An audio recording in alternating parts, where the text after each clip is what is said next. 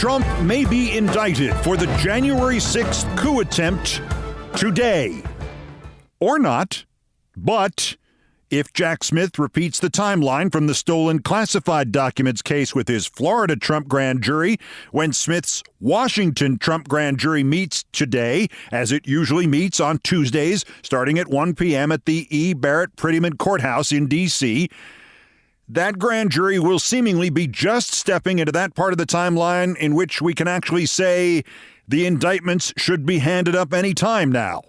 In fact, today could be exactly the same day on that timeline that we were on the first indictments timeline when the indictments actually happened, with the understanding that this is academic, unless they are taking bets on this in Vegas. I'll take the Mets over the Yankees, Japan over Costa Rica at the World Cup, and the Trump indictments today, and I'll take the over. With that understanding, let me walk you through my math. It was 2 Sundays ago, the 16th, Trump says anyway, when his attorneys notified him they had received the target letter for January 6th indictments. Assuming that date is correct, even though it was a Sunday, which would not seem to make sense, we are now, right now, at the start of day 10 on this timeline. Fix that in your mind. Day 10 of this timeline. The timeline on the first Smith indictments for the stealing of documents and stashing them at Mar-a-Lago is a little hazier because Trump never said exactly when he got target letter number 1 for that first set of 37 counts. But there has been a lot of source reporting as to when that letter was received, and unfortunately, dates vary. Some real-time reporting said the letter arrived in the last few weeks. Other reporting said last week. If it was, in fact, the preceding week, that was the week of Memorial Day. So what if the letter had been received on the first workday of that week, Tuesday, May 30th? Trump's lawyers met with the Smith team on Monday, June 5th. News of the target letter leaked on Wednesday, June 7th. Trump revealed he had been indicted on Thursday, June 8th. Shortly thereafter, we learned that the grand jury had handed up the indictments earlier that same day, June 8th. That makes the time span from the first target letter to the first indictments day 10 of that timeline, 10 days. As I mentioned, today is day 10 of this timeline. Many, many caveats, even if that timeline is exactly accurate.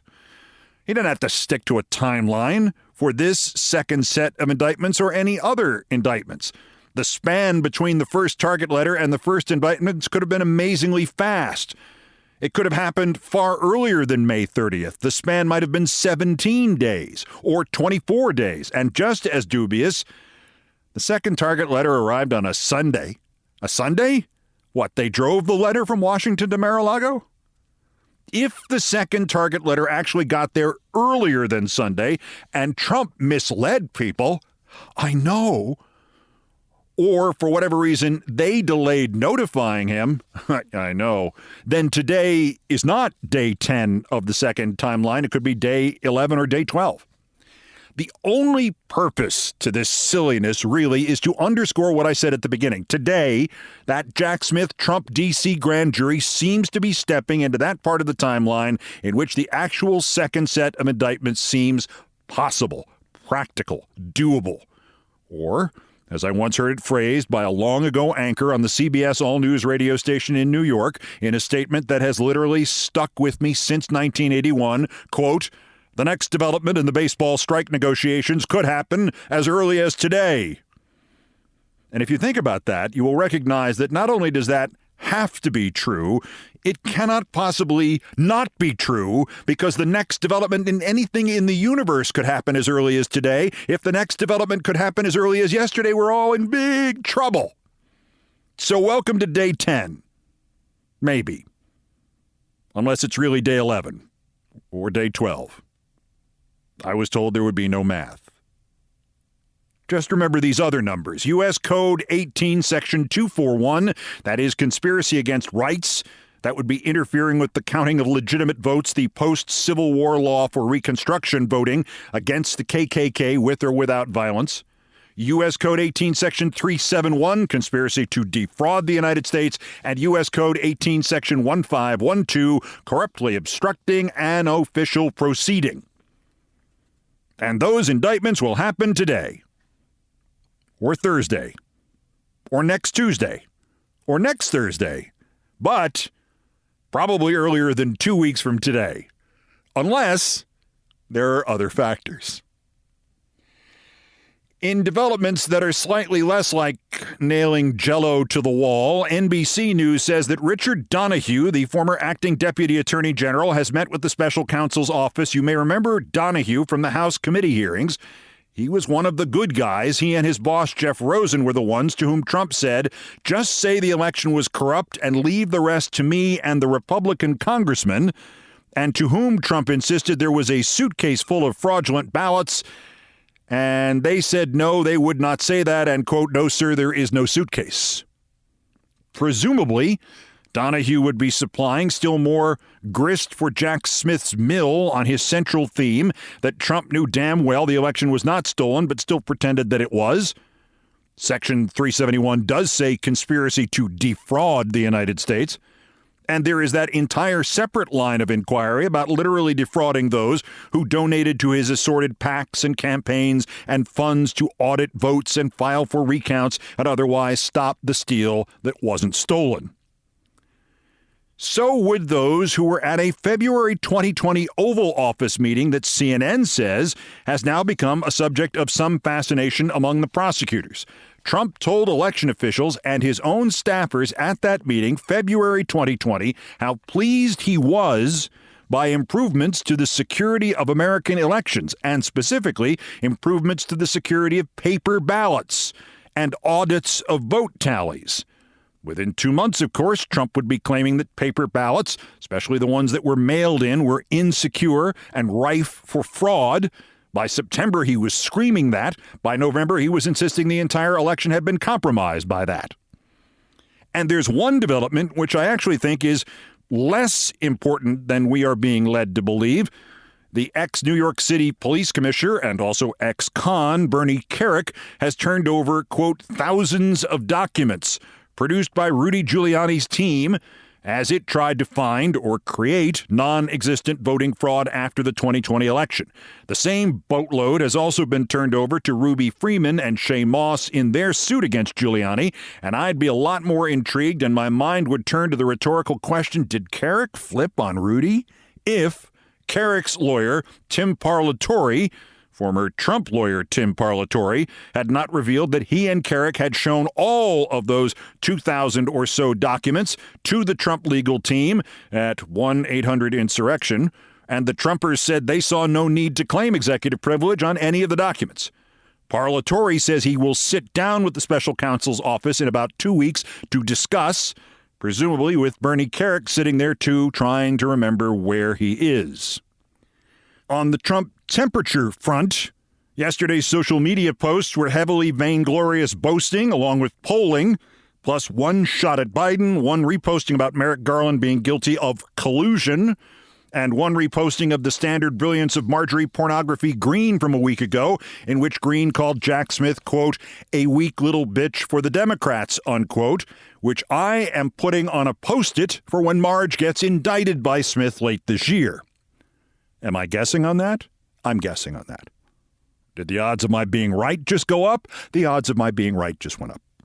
But mostly, it was Trump posting moronic polls, moronic even for him, the exemplar of which came from the British tabloid The Daily Mail, in which New Hampshire voters were asked to select not just their favorite for the Republican nomination or for the general election, but, quote, New Hampshire Republicans picked Donald Trump over Ronald Reagan as their dream president. Trump 35%, DeSantis 7%, Chris Sununu 6%, Ramaswamy 3%, Romney 3%, Tim Scott 3%, Ronald Reagan 3%. As you may know, I am no fan of Ronald Reagan. But in his defense, I would like to point out that even Republicans are smart enough to realize that he is dead, and that a dead president slows down those cabinet meetings. I would also note here that over the weekend, it turned out that obeying rulings by the Supreme Court has apparently become optional, according to the Republican Party. A federal court has ruled that the new congressional map in Alabama had been drawn in a discriminatory way against minority voters and that 2 majority black districts would have to be created. Alabama took that to the Supreme Court. The Supreme Court upheld the lower court's ruling against Alabama and for the 2 majority black districts. On Friday, the Republican legislature approved a new Alabama congressional map, 1 majority black district. And Governor Kay Ivey signed the legislation. Quote, "The legislature knows our state, our people, and our districts better than the federal courts or activist groups, and I am pleased that they answered the call, remained focused, and produced new districts ahead of the court deadline." The ante was raised hours later when the state senator who sponsored the new map, he is from Scottsboro of all places, broadened the list of elected officers who had just ignored the Supreme Court from just the governor of the state and now to include Speaker of the House Kevin McCarthy.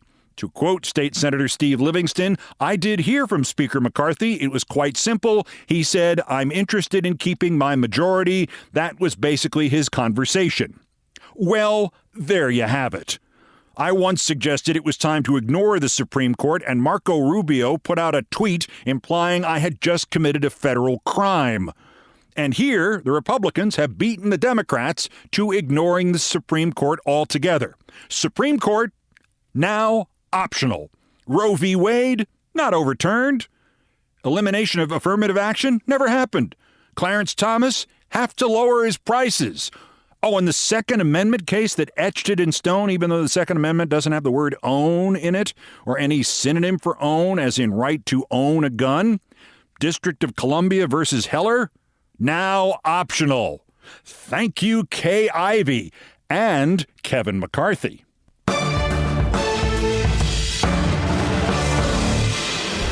Also of interest here, yes, Meta, and not Elon Musk, owns the rights to the letter X for social networking, but the supposed replacement of the tweet with the XEET, presumably pronounced sheet, as in, I sent that out on social media, I just took a sheet. Apparently that's not true. And also in a all-new edition of Countdown, baseball's new Hall of Famers. One of them was traded away by the New York Yankees at the insistence of a Yankee player. You've never heard that story before. And the other one, Scott Rowland, once told me that his highlight of the year 1996 was an elaborate and superb practical joke that he and his minor league teammates and managers pulled on me in 1996. And I said, wait, 1996 was the year you made the major leagues. Whereupon Scott Rowland said, "That's next. This is Countdown." This is Countdown with Keith Olbermann.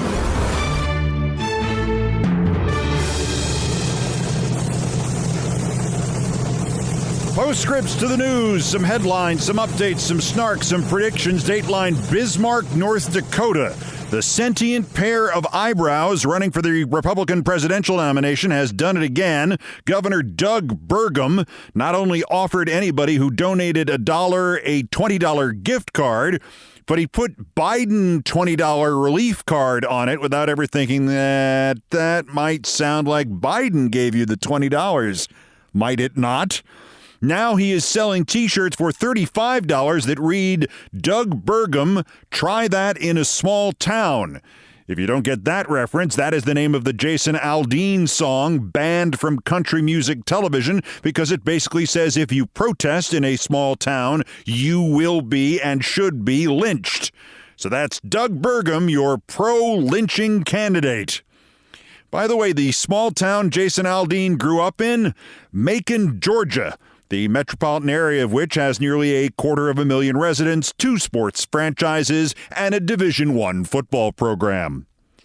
Dateline: Barbie Land, I don't care if you liked Oppenheimer or you didn't, or you liked Barbie or you didn't, or you went to Oppenheimer or Barbie or both or you didn't. But when did it become a law that every news organization in this country had to take a cheesy stunt suggested by PR people and run with it and run it into the ground?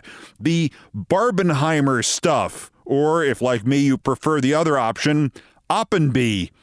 The Wall Street Journal wrote one article talking about the arrival of a beloved icon in pink, and the article had the punchline, "What we're not talking about, Barbie." And it also had another article about a blockbuster movie about something explosive that was being prepared in 1945, and that punchline was, quote, "It's not Oppenheimer." The Washington Post offered 16 ways we think about Barbie. Post writers search for the meaning of a toy that has fascinated Americans since 1959, and the answer is there is no meaning. The meaning is it's a toy. And the best, or worst of them all, right-wing buffoon Ben Shapiro is now forever linked to dressing up in the same outfit Ken wears in the film, then burning the Barbie doll because it was one of the most woke movies I have ever seen, and noting "Go woke, go broke," only to find out a few days later that in its opening weekend, Barbie made $337 million worldwide.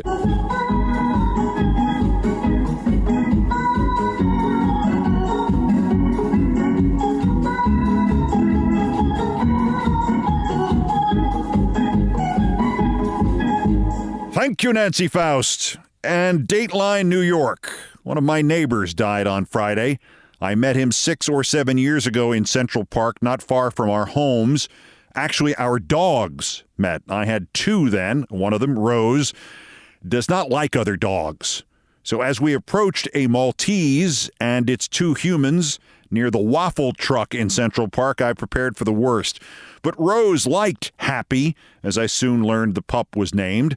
And as the 3 dogs played, Happy's bipeds and I started chatting about dogs and Malteses and the ages of dogs and what to do about red tear stains and the neighborhood and who we knew in the place. And finally, after about 6 or 7 minutes of this, Happy's male biped and I realized simultaneously that we recognized each other. "I know you," he said. "I miss your show." Tony Bennett said, You're... I could see the look of alarm as I began to tell Tony Bennett he was Tony Bennett.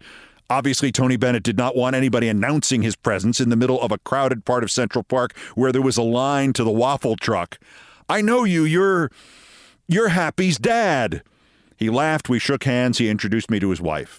And now I noticed he had grown a mustache. "Always wanted to try one. What do you think?" "I think I should have had one all these years." Now we talked about mustaches. At 90, Tony Bennett was growing a mustache. From what he said, it was for the first time. And he was thinking that the previous 70 years, without having a mustache, were flawed in some way. And anybody who can be as forward-looking at age 90 as to reassess something as fundamental as facial hair had my eternal respect. Well, it turned out we lived a block apart. His friend, her name was Gaga, I think, used to live in the apartment above mine. I used to see him periodically in the years afterwards in the park, and I made a big deal about Happy. Tony always showed up on Twitter with his dog, Happy. You know by now about his having been one of the American soldiers at the liberation of Dachau, and how he recovered from drug abuse in a time when it killed musicians' careers and killed musicians, and his participation in the Selma marches, and that the singular voice of his was just one part of an extraordinarily multifaceted life. And now you know about him and his Malteses, and me and my Malteses, and how one of my favorite neighbors to run into was probably the most famous person in the neighborhood. In either role, I will miss him very much.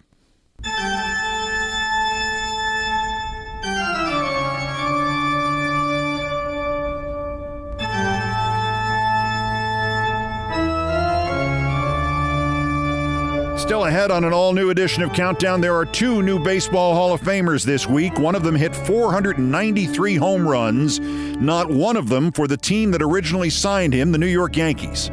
15 years ago, I was told a franchise secret as to how the Yankees managed to trade Fred McGriff and got nothing for him. Basically, an active Yankees player made the trade happen.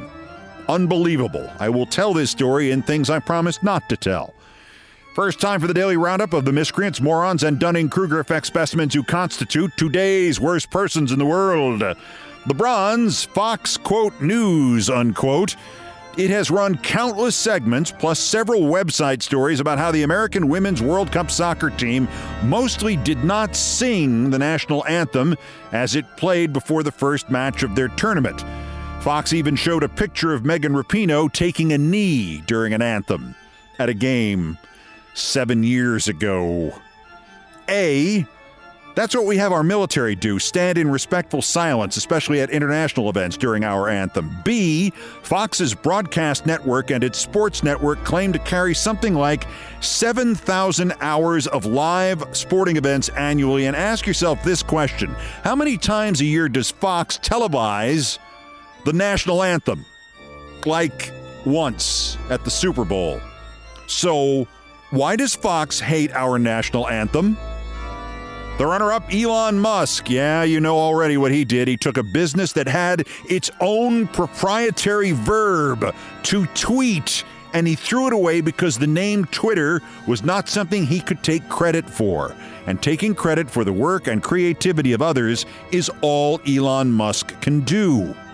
He tried this before when one of his companies merged with PayPal, and he wanted the name PayPal removed even though people used it as a verb too, and he wanted to call it X or X PayPal because, again, if he can't claim credit for it, out it goes. One joke and one postscript to Twitter X or X Twitter. Musk had the name Twitter stripped off its headquarters in San Francisco yesterday, but he failed to get approval from the city first for the heavy equipment to do that, so the cops stopped it after the first 5 letters had been pulled down, so now it just reads, "Err." Also the joke, he's calling it X because Putin already took Z. But the winner, the One World Observatory, which is the observation deck atop the World Trade Center in New York. It has a Twitter account which basically exists to try to sell you tickets that cost as much as $74 to go to the observatory. And it does this by showing you photos taken from the top of the building or photos of the top of the building. Its latest is the latter, a photo of the building captioned, quote, "Captivating moments in broad daylight at One World Observatory." The image is of the World Trade Center in daylight at about 2 inches to the right of the building. In the photo is a passenger jet. So the advertisement to get you to go to the World Trade Center observation deck is a photo of the World Trade Center with a plane next to it.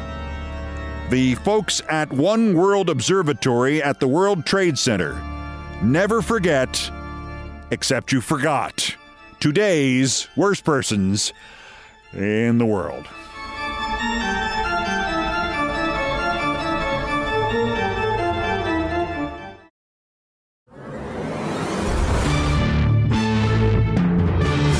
To the number one story on this all-new edition of Countdown, and my favorite topic, me and baseball's new Hall of Famers, inducted Sunday. And even though Fred McGriff and Scott Rowland are the Hall of Famers, remember this segment is about me. 15 years ago or so, I was having dinner in the press room at Yankee Stadium in New York with the then vice president of the Yankees in charge of keeping all the other vice presidents from screwing things up, the man who was their former general manager, their former field manager twice, and in my youth, their starting shortstop, Gene "Stick" Michael. Of all the hundreds of people who worked for George Steinbrenner when he lived and owned the Yankees, none has ever been more undisturbed by the experience. Gene Michael took the abuse, Gene Michael took the money, Gene Michael took the plane out of town, and when George offered him more money to come back, Gene Michael took the plane back into town. He was also a delightful man, possibly the nicest man to work for the Yankees under George Steinbrenner. And he continuously, for the length of time I knew him, tried to coach me on how to improve something from the TV show, the bit at the end when I would crumple up a piece of copy paper and throw it at the camera. If you just tighten up that wadded up piece of paper, it'll move better. You'll have more control of it. You'll actually hit that camera. As I said to him, Stick, you understand this is the shortstop of the Yankees from when I was a kid, from when I was 9 until when I was 15, and he's explaining to me how to improve my throwing. This is surreal. Anyway, for whatever reason that night, we started talking about terrible trades made by the Yankees, and Lord knows there were enough of them, and Gene confirmed that most of them, when he was nominally in charge, were foisted on him by that singular owner, George Steinbrenner. When George got suspended from baseball for paying a small-time hood for blackmail against one of his own players, Dave Winfield, and by the way, it was a small-time hood whom I once employed as a radio stringer, a guy named Howard Spira, George, being suspended, was unable to make any more of those terrible trades, which were always young players like Jay Buhner for gaudy baubles like Ken Phelps. You may have heard about that one on Seinfeld. Or there were trades he wanted to make, like sending a pitcher named Mariano Rivera to Seattle again for a shortstop named Felix Fermin, because George did not think his rookie shortstop that year was going to make it. His rookie shortstop that year was named Derek Jeter. So within a few years, the players that Steinbrenner could not trade won 4 World Championships in 5 years, including 14 consecutive World Series games. And I don't think we'll ever see anything like that again. So talking about those terrible trades, without which the Yankees might have won 10 World Championships over 15 years, we naturally came to the Fred McGriff trade. On December 9th, 1982, the Yankees traded Fred McGriff to the Toronto Blue Jays with outfielder Dave Collins and pitcher Mike Morgan for a relief pitcher named Dale Murray. Fred McGriff went on to hit 493 home runs, plus 2 more against the Yankees in the 1996 World Series, and reached the Hall of Fame and never played one day with the team that drafted him.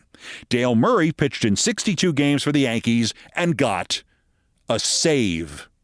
1 save. The McGriff trade, Stick said. That one was Lou. I was very confused. Lou, Stick? You mean George, right? Lou. I said, Lou Piniella? He wasn't general manager then. He wasn't general manager for another 5 years. Exactly, said Gene Michael, matter-of-factly. That was the problem. Lou was still a player. He took a bite out of his meal. Blue Jays went around Bill Burgish. I think Bill was the general manager and I was the vice president, or the other way around. I don't remember. And he went around me, and he went to George, and he offered to take Dave Collins off his hands and give him Dale Murray, and all they wanted was this minor league kid named McGriff or something. So naturally, George didn't tell Bill or me, because he knew if there was a minor leaguer involved, we'd try to stop it. He just called Lou Piniella instead.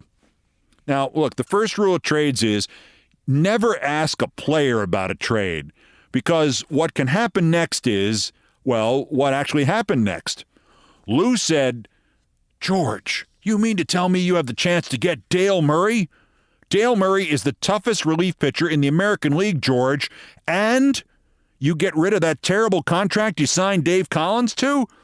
Don't hesitate. Take it before they change their minds. That's what George did, Stick said.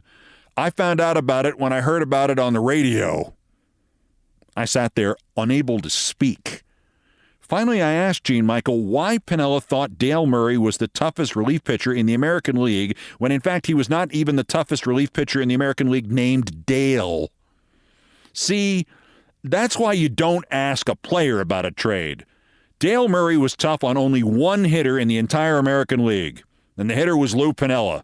Lou could not buy a hit off of him. He could never pick up the ball in Dale Murray's delivery. There was only one guy Dale Murray could get out. It was Lou Piniella. Of course, Lou Piniella thought he was the toughest. He was the toughest on Lou Piniella. And that's why Fred McGriff went into the Hall of Fame with a plaque on which he is not wearing a New York Yankees cap on his head. The player Fred McGriff was inducted into the Hall of Fame with, Scott Rowland, him, I have a far more personal connection to. In the summer of 1996, I got a note from Bill Robinson. like Piniella, a long ago New York Yankees outfielder who I had met as a kid and who I'd gotten to know a little bit when he was with the Pittsburgh Pirates and who I'd gotten to know a little bit better when he was a terrific coach with the New York Mets. In 1996, Robbie was trying his hand at managing in the minor leagues. He was managing the Phillies' second-level farm club, the one that played at Reading, Pennsylvania, in the Eastern League. The Eastern League had a team in New Britain, Connecticut. Let me say that correctly in the local vernacular. New Britain. And its ballpark, which looked like something out of the 17th century, but in fact had been built like 2 years earlier, it was literally 15 minutes from my house and 30 minutes from my office at ESPN. Boy, we go by that exit for ESPN every time we go to New Britain, Bill Robinson said. Players all say, why don't we get off here and go see their studios? So Bill offered me a deal. If I would take his team on a tour of ESPN, he would have me join the Reading Phillies for one day as a coach. I would get a uniform, spikes, defensive charts to keep to fill out during the game, and I would sit on the bench with him during it. Guys will get a kick out of it. Plus, you get to meet our top prospect, this kid, Scott Rowland. So we made that deal. We did the ESPN tour. I went over to the New Britain ballpark late one afternoon, and sure enough, they had a uniform that fit. And a pitcher named Wayne Gomes loaned me a pair of his size 14 shoes. And they gave me the defensive chart book and showed me how to use it. And there I was for one day, the bench coach of the Reading Phillies of the Eastern League.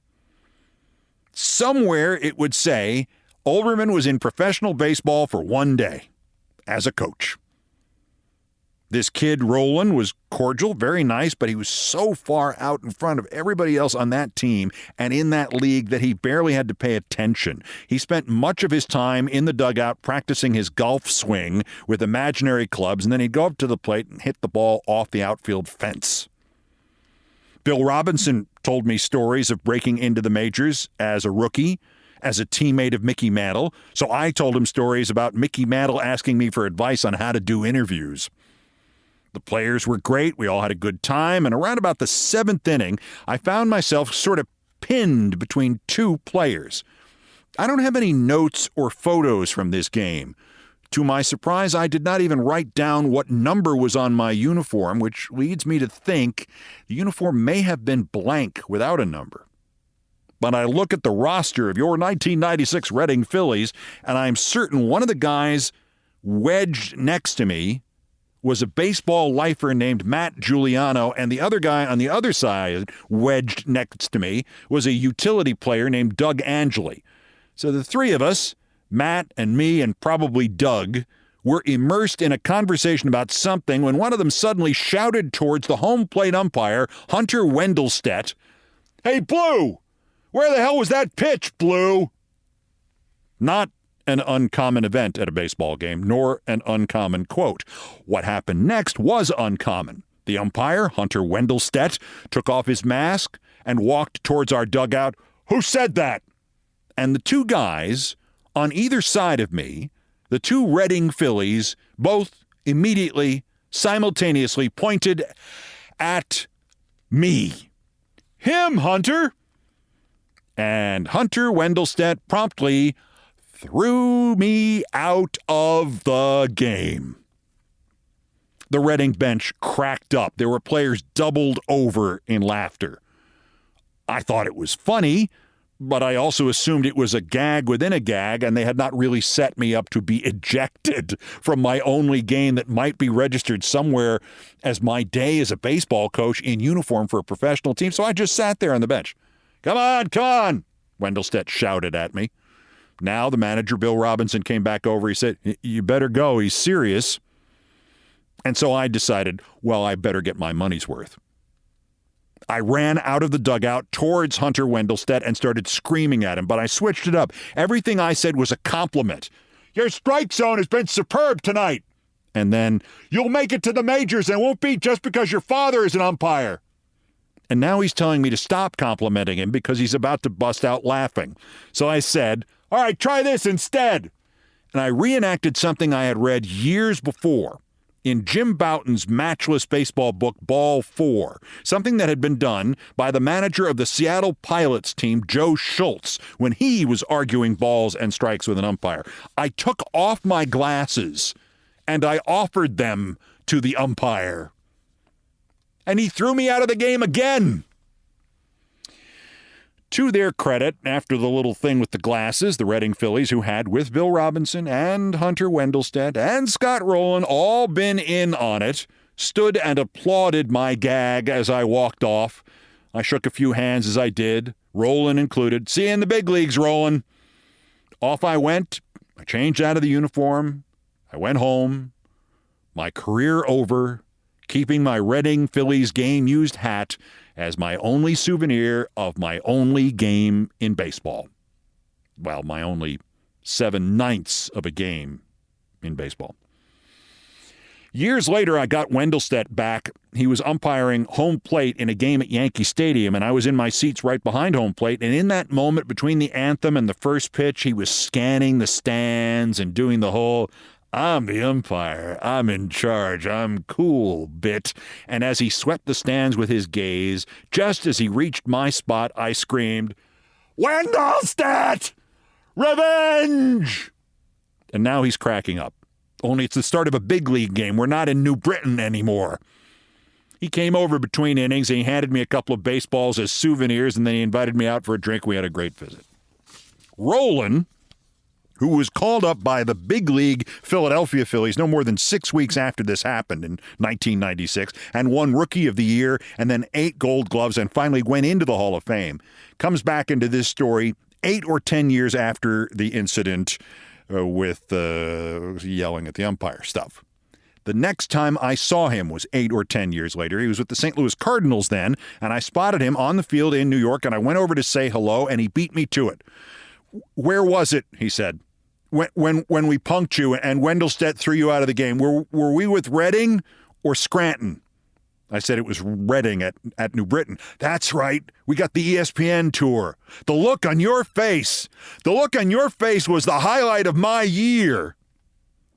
And I looked at him really quizzically and I said, Scott, the highlight of your year? That was 1996. That was the year you got called up to the majors. And the now Hall of Famer Scott Rowland laughed and he said, I stand by what I said.